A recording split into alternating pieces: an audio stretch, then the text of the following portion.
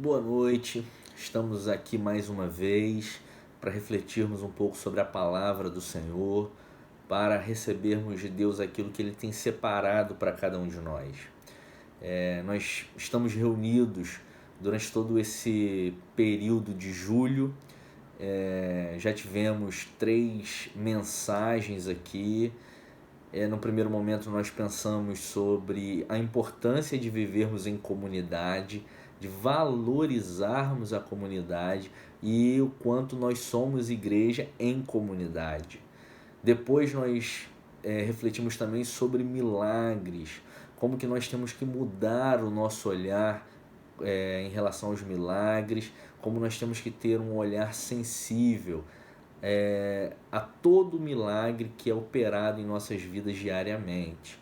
E na semana passada nós trabalhamos um pouco a temática da depressão, né? Como que nós devemos estar sendo cristãos mediante a esse mal existente. Vivemos um momento complicado onde muitos de nós estamos angustiados. Eu acho que todos nós, em certa medida, estamos angustiados, então pensamos sobre isso na semana passada. E hoje eu acredito que nós também pensaremos um tema extremamente relevante no que tange a nossa vida pessoal e também no que tange a nossa vida cristã, né? Que, ao meu ver, são coisas que são concernentes, se completam. Eu estava pensando ao longo dessa semana sobre todo esse tempo que nós temos vivido e sobre qual é o sentido das nossas vidas, né? Por que vivemos, o que devemos fazer enquanto vivemos, para que foi que Deus nos criou, qual é o intuito das nossas vidas, qual é o propósito das nossas vidas. E aí eu me deparei com esse texto que chamou muito a minha atenção e tocou muito ao meu coração. E eu espero que esse texto ele possa também surtir efeito no seu coração, na sua vida, e que você possa entender quem você é em Cristo e como você deve viver em Cristo. E o texto que eu me refiro é a carta de 1 Coríntios, no capítulo de número 10. Vamos fazer a leitura do verso 23 até o verso 1 do capítulo 11. Vamos fazer a leitura aqui rapidamente, tá? Diz assim: tudo é permitido, mas nem tudo convém. Tudo é permitido, mas nem tudo edifica. Ninguém deve buscar o seu próprio bem, mas sim os dos outros. Comam de tudo que se vende no mercado, sem fazer perguntas por causa da consciência, pois do Senhor é a terra e tudo o que nela existe. Se algum descrente o convidar para uma refeição e você quiser ir, coma de tudo o que lhe for apresentado, sem nada perguntar por causa da consciência. Mas se alguém lhe disser: isto foi oferecido em sacrifício, não coma, tanto por causa da pessoa que o comentou, como da consciência. Não coma, isto é, da consciência do outro e não da sua própria. Pois, por que a minha liberdade deve ser julgada pela consciência dos outros? Se participo da refeição com ação de graças, por que sou condenado por algo pelo qual dou graças a Deus? Assim, quer vocês comam, bebam ou façam qualquer outra coisa, façam tudo para a glória de Deus. Não se tornem motivo de tropeço, nem para judeus, nem para gregos, nem para a igreja de Deus. Também eu procuro agradar a todos, de todas as formas, porque não estou procurando o meu próprio bem, mas o bem de muitos, para que sejam salvos alguns. Tornem-se meus imitadores, como eu sou de Cristo. Até aqui. Esse texto, o apóstolo Paulo, ele está falando para a igreja de Corinto acerca de uma realidade que eles viviam em relação aos alimentos. Naquele contexto, nós sabemos que existiam alguns alimentos que eram tidos como proibidos, né, pelo judaísmo. Tinham também alimentos que eram comida de sacrifício, tinham alimentos que eram sacrificados e por isso também se tornavam impuros, impróprios para o consumo. Então existia ali, naquele contexto, naquela mentalidade religiosa judaica, que tinha coisas que se podia comer e tinha coisas que não se podiam comer, né? Então, comida proibida e comida permitida. E aqui o apóstolo Paulo está tirando um pouco a importância da comida em si e está dando mais importância ao ser humano, né? E aqui ele traz alguns elementos riquíssimos para a gente pensar a nossa vida e as coisas que são realmente importantes na nossa vida. É claro que aqui eu nem sempre vou falar apenas do elemento da comida ou não comida, mas vou falar também de diversos elementos que nós temos no nosso dia a dia, tá? Aquilo que se pode ou não se pode fazer e aquilo que é realmente importante enquanto servos do Senhor Jesus. Primeira coisa que eu quero destacar para vocês aqui é uma fala que está sempre na boca dos cristãos, né? Eu acho que eu já ouvi praticamente todo cristão que eu conheço falando essa frase. É uma frase muito comum, que é a frase que o apóstolo Paulo fala no verso 23, a primeira frase, que ele diz: tudo é permitido, mas nem tudo convém. Aqui tem uma palavra muito interessante, que é a palavra convém. No grego, essa palavra ela é sínfero. Essa palavra ela significa não rentável. Então, na verdade, o que o apóstolo Paulo está dizendo aqui é que o cristão ele pode fazer qualquer coisa, né? Ele está descaracterizando, então, a lei. Ele está mostrando que o cristianismo não é pautado naquilo que pode e aquilo que não pode, né? O cristianismo ele não é pautado a partir de regras morais absolutamente estabelecidas como se fosse um código. Não. O cristianismo, muito pelo contrário, ele é pautado numa experiência que a pessoa tem com Cristo que a salva. Então aqui ele está dizendo, pode todas as coisas. Você pode tudo. Tudo lhe é permitido, mas nem tudo convém, nem tudo é rentável, nem tudo é lucrativo, nem tudo é bom para você. Ou seja, o que o apóstolo Paulo está dizendo aqui é que algumas coisas você pode fazer sim, mas você não deveria fazer porque aquilo não é bom para você. Num primeiro momento você pode achar que é bom, mas na verdade não é bom. Essa semana eu estava dando aula para o ensino médio, eu dou aula de filosofia, né?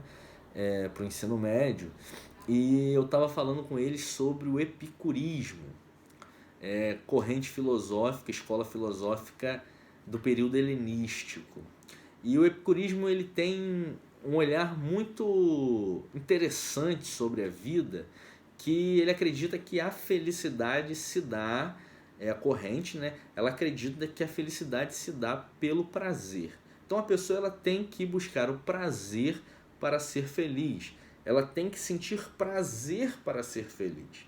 Só que, apesar de defender o prazer, o epicurismo ele é extremamente equilibrado, porque ele separa o prazer em duas categorias: o prazer em movimento e o prazer em repouso.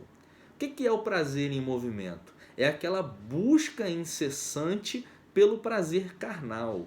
É você satisfazer o desejo da carne. A gente percebe que é quase uma linguagem cristã, né? Então, o prazer em movimento para o epicurismo é uma busca incessante pelos desejos da carne. E o epicurismo afirma que esse prazer, essa busca constante por esses prazeres, são extremamente nocivos para o ser humano. Extremamente nocivos. Então o epicurismo defende que o ser humano tem que buscar o prazer, mas o prazer em repouso, que na verdade é encontrar prazer nas pequenas coisas da vida, no cotidiano. Tudo que fazemos de bom gera um prazer para a gente, nós temos que dar foco àquilo. Essa é a ideia do epicurismo. A ideia de Paulo é um pouco diferente. É um pouco parecida. Nós podemos fazer tudo. Nós podemos buscar, inclusive, os prazeres nocivos, os prazeres que estão em movimento, os prazeres carnais. Mas esses prazeres carnais, segundo o apóstolo Paulo, eles não são rentáveis. Eles não geram lucro, muito pelo contrário, eles geram prejuízo.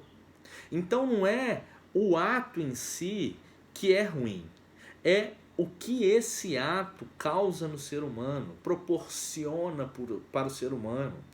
Então, gente, o pecado não é uma ação somente. O pecado é o que aquela ação proporciona para a criação de Deus, ou seja, para você.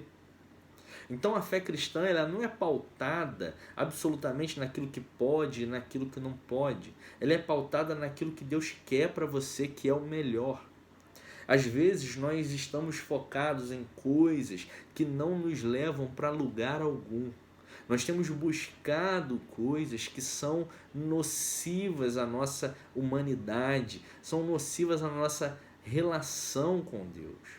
Nós devemos esvaziar a nossa vida dessas coisas que não são rentáveis. E temos que buscar aquilo que é rentável para cada um de nós. E aí ele traz uma segunda frase, que está também no verso 23.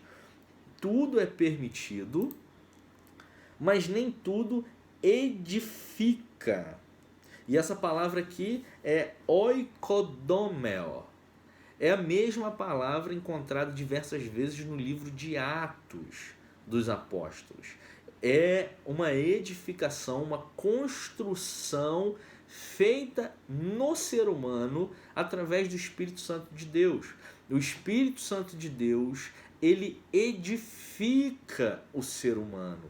Ele torna o ser humano cada vez mais um edifício melhor e maior, é obra de Deus. Então nós devemos buscar aquilo que é permitido e aquilo que edifica, aquilo que é construído pelo Espírito Santo de Deus em nossas vidas. E eu gostaria de ler só para que vocês entendam esse edifica. Em Atos 9:31 diz assim: a igreja passava por um período de paz em toda a Judéia, Galiléia e Samaria. Ela se edificava e era encorajada pelo Espírito Santo, e assim crescia em número, vivendo no temor do Senhor. Então, quando nós buscamos aquilo que é permitido e que edifica, nós vivemos a partir do temor do Senhor, e a gente começa a presenciar tudo aquilo que Deus tem separado para cada um de nós. Então a nossa felicidade, o propósito da nossa vida não está pautado em buscar coisas que queremos ou que a nossa carne quer, mas está pautado em buscar aquilo que Deus separa para nos edificar. Não tem como vivermos uma vida conforme o coração de Deus, vivendo uma vida conforme o nosso coração. Ou a gente vai viver os nossos desejos, ou nós vamos viver os desejos do Senhor. O apóstolo Paulo, ele é maravilhoso ao expressar qual é o sentido, o significado da vida cristã. Ele traz diversos elementos para nos mostrar que uma vida cristã é uma vida diferente, é uma vida mais não mais preocupada com o eu, mas preocupada com o nosso, com nós. Porque Deus separa apenas coisas para edificar aquilo que é nosso. E todas as coisas que antes eram importantes para a gente, para cada um de nós, perde o valor. Se nós continuamos a buscar aquilo que é meu, aquilo que eu quero, aquilo que eu desejo, a gente nunca vai estar vivendo uma vida cristã. A gente pode estar indo à igreja, a gente pode estar participando de um ministério, a gente pode estar com uma roupagem cristã, mas a gente não está com Cristo no nosso coração, porque o Cristo, a verdade do Cristo, é a verdade que nos leva, nos direciona para buscar aquilo que edifica a nós e ao outro. E aqui tem um outro elemento no texto, que é o verso 24. Ninguém deve buscar o seu próprio bem, mas sim o dos outros. Ou seja, aquilo que edifica é aquilo que vai em direção ao outro. E aqui eu estava pensando numa alegoria. Essa palavra edifica, ela tem a ideia de construção de uma casa, e é muito interessante a ideia de construção de uma casa, porque o que é uma casa? É o lugar onde uma família mora.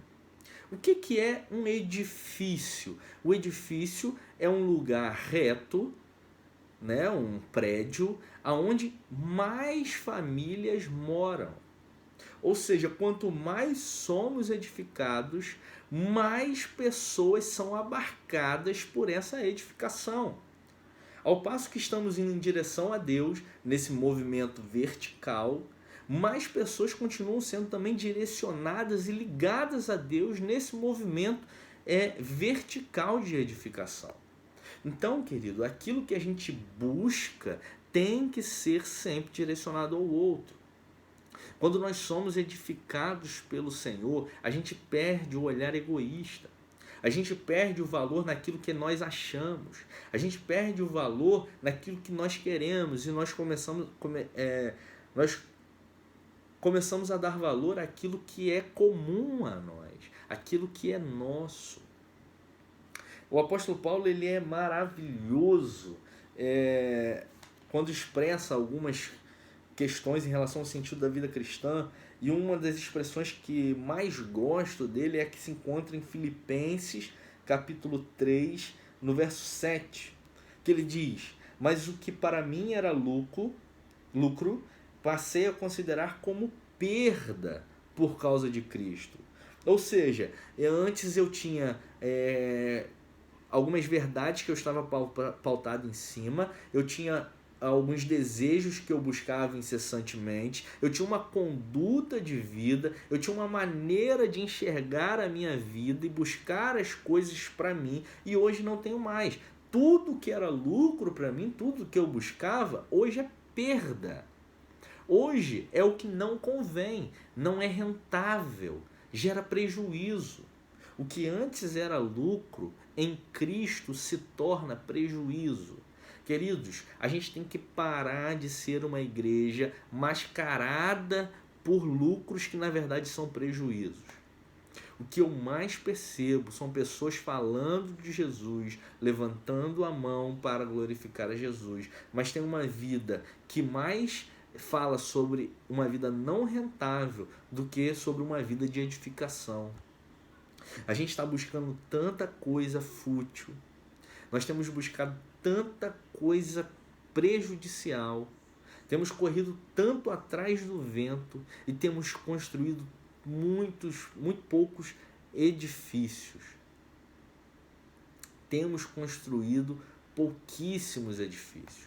Precisamos construir mais edifícios. E aqui na carta aos Filipenses, ele continua inapelável, inabalável. E o apóstolo Paulo diz: mais do que isso, considero tudo como perda comparado com a suprema grandeza do conhecimento de Cristo Jesus, meu Senhor, por quem eu perdi todas as coisas.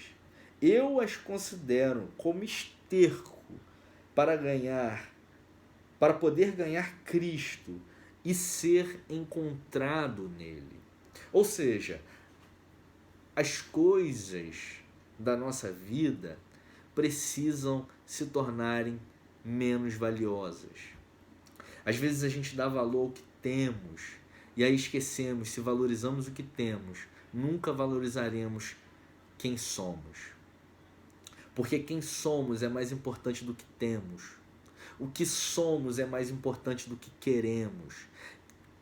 Ser encontrado em Cristo é mais importante do que encontrar os nossos desejos, satisfazer os nossos desejos.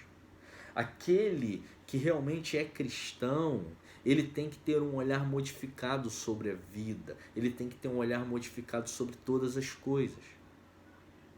Nós precisamos, querido, nós precisamos entender que não dá para falar que é cristão, mas ficar correndo atrás de desejos que não edificam. Porque uma igreja, a igreja de Cristo, ela é sempre edificada pelo Espírito Santo. Ela busca aquilo que a edifica. E quando a gente volta para a carta de 1 Coríntios, verso 10, tem um outro elemento aqui muito interessante.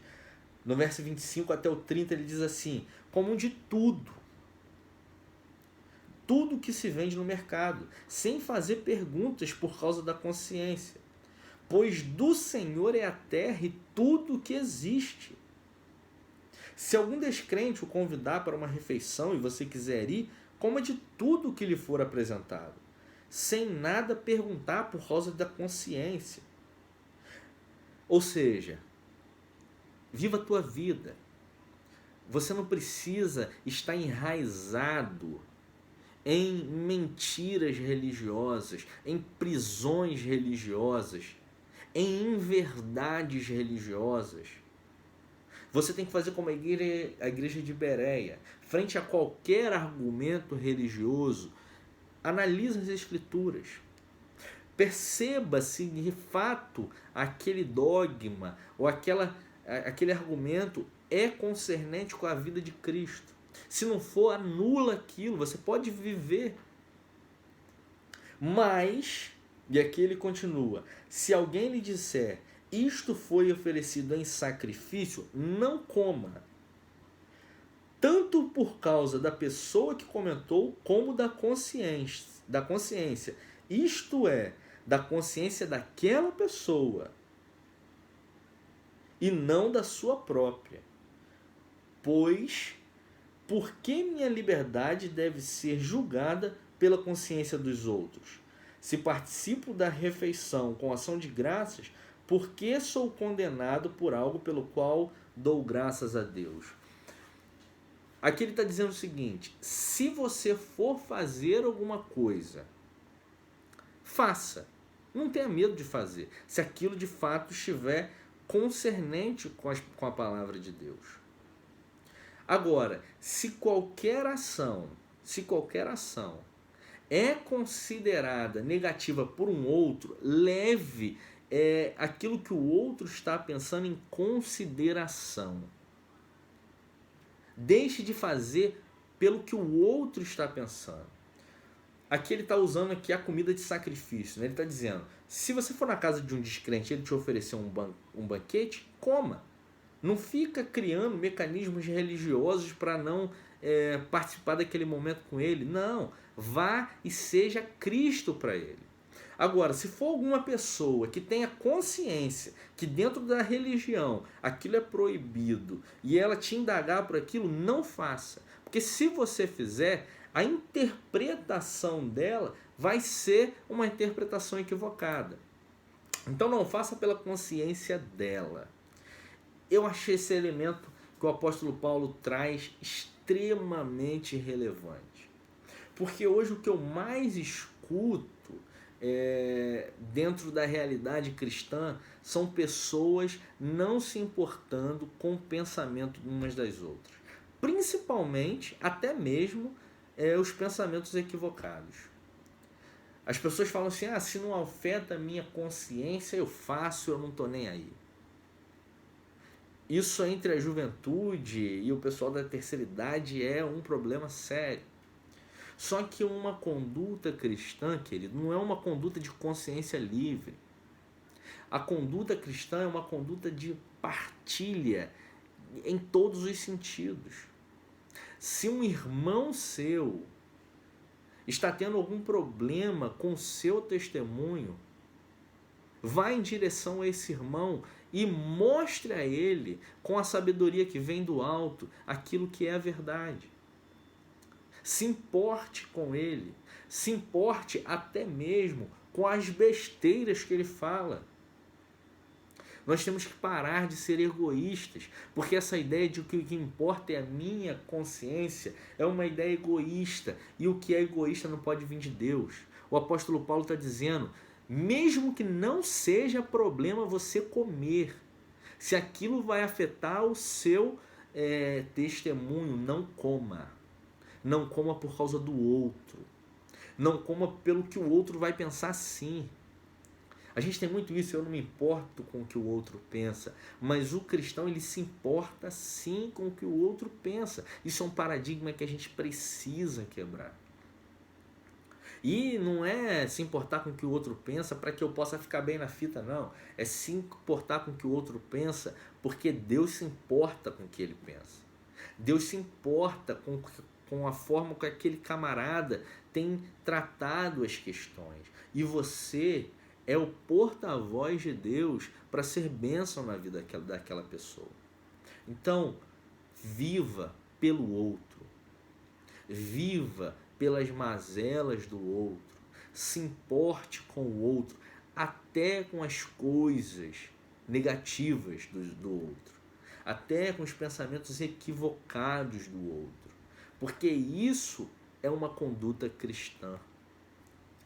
No verso 31 ele diz, e ele traz uma frase que, ao meu ver, conclui todo o texto. Assim, quer vocês comam, bebam ou façam qualquer outra coisa, façam tudo para a glória de Deus. Nós precisamos viver para a glória de Deus. Tudo que nós pensamos até aqui fala sobre isso. Quando nós pensamos que não devemos fazer aquilo que não é rentável, porque aquilo que não é rentável trará prejuízos a nós faremos porque isso glorifica a Deus. Quando nós falamos sobre buscar aquilo que edifica, nós faremos isso porque isso glorifica a Deus. Nós não pensaremos em nós mesmos, não buscaremos o nosso próprio bem, mas os dos outros. Por quê? Porque isso glorifica a Deus. O olhar comunitário glorifica a Deus. Nós não teremos mais essa fala egoísta de que o que importa é a minha consciência, eu não me importo com o que os outros pensam, mas sim, eu me importo, eu quero saber, eu estou interessado, mesmo que seja uma bobeira. Eu vou mudar sim minha conduta por sua causa, mesmo que o que você esteja falando seja bobeira. Eu quero me aproximar de você, eu não quero te afastar. Eu faço isso porque isso glorifica a Deus, isso honra ao Senhor. Nós devemos buscar aquilo que glorifica o Senhor. O que adianta a gente passar por nossa vida, passar a vida toda buscando aquilo que é nosso e não aquilo que é de Deus? A gente tem que perder o orgulho e a gente tem que encontrar em Deus a humildade que é dele. A humildade que faz a gente dizer, eu me importo até mesmo com a bobeira que você está falando. Sabe por quê? Porque eu me importo com você. E para fechar, querido, o verso 32 até o verso 1 conclui a mensagem de maneira precisa. As palavras do apóstolo Paulo são: não se tornem motivo de tropeço, nem para judeus, nem para gregos, nem para a igreja de Deus. Também eu procuro agradar a todos, de todas as formas, porque não estou procurando o meu próprio bem, mas o bem de muitos, para que sejam salvos. Tornem-se meus imitadores, como eu sou de Cristo. Querido, a vida cristã, uma vida que glorifica a Deus, é uma vida que é vivida pelo outro. E aqui eu não falo só de ações em relação ao outro, eu falo de intenções. Não importa aquilo que você faz somente, importa a sua intenção ao fazer. Às vezes a gente fala assim, poxa, eu tentei e aquela pessoa não quis, então eu vou deixar ela para lá. Você já imaginou se Deus te deixasse para lá na sua primeira negativa? Não faça isso. Seja como Cristo foi. Seja como o apóstolo Paulo foi, imitador de Cristo. Persista, lute pelo outro, se importe com o outro, seja a igreja do Senhor, edificada. E quanto mais edificada for em direção a Deus, mais pessoas possam ser abarcadas por esse edifício que é você.